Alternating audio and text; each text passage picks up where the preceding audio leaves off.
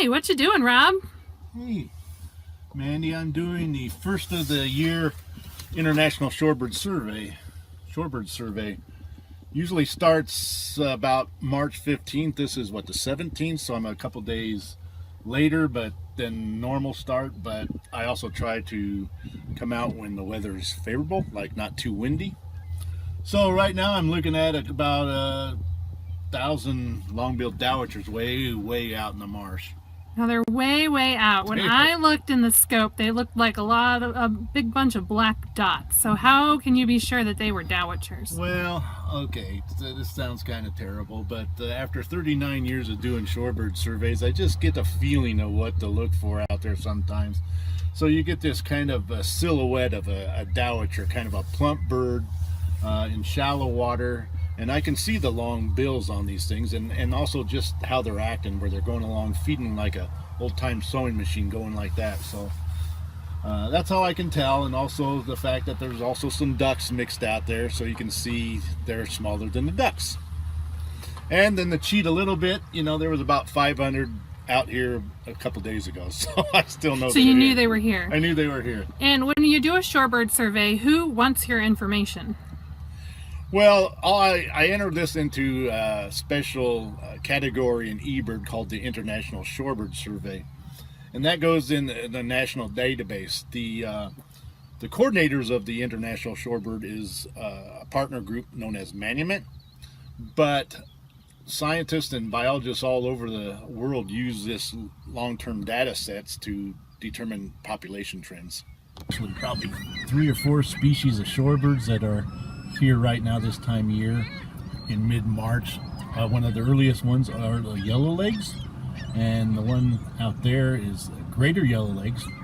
And you can usually tell the greater yellowlegs by the fact that its bill is actually pretty long, actually longer than its head. So it sounds terrible, but I say if you push his bill back, you know, it will stick out through the back of his head, and it's always usually upturned. So that's the easiest way you can tell that from the lesser yellowlegs, which is its bill is shorter, much shorter, and pretty much straight like a needle.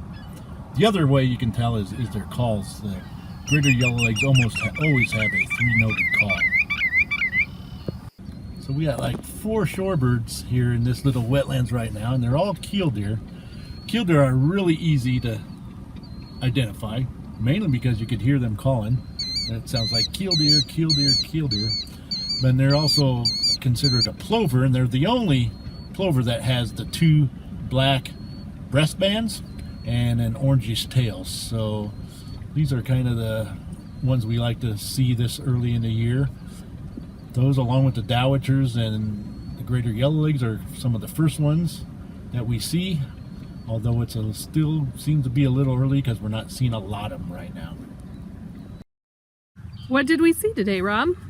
Well, it looks like we a couple thousand long-billed dowitchers, just about a dozen greater yellowlegs, and a couple dozen killdeer. How do you expect this data to change in the next few weeks? It's actually going to change quite a bit, Mandy. This is like the first survey of the season here in mid-March, so it's pretty early as we go longer into the season, especially once we get into mid-April and early May. It's going to really jump up because we only have 3 species right now. Most surveys about end of April, we could get 25 different species.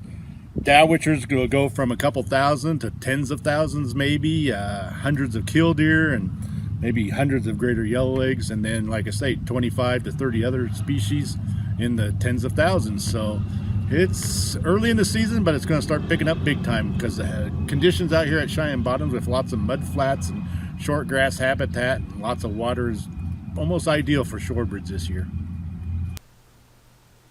Rob only kept tallies of the shorebirds on March 17th. There were a lot of other birds of note out at the bottoms. At the time of this video, the Kansas Wetlands Education Center building was closed due to COVID-19. The roads to Cheyenne Bottoms remain open, and driving around the bottoms is a great way to enjoy nature, experience spring migration, and continue to social distance. There was a large number of northern shovelers, pelicans, American coots, gulls, great blue herons, buffleheads, blue-winged teal, and a lot more. So get out, explore, and post on our Facebook page what you see.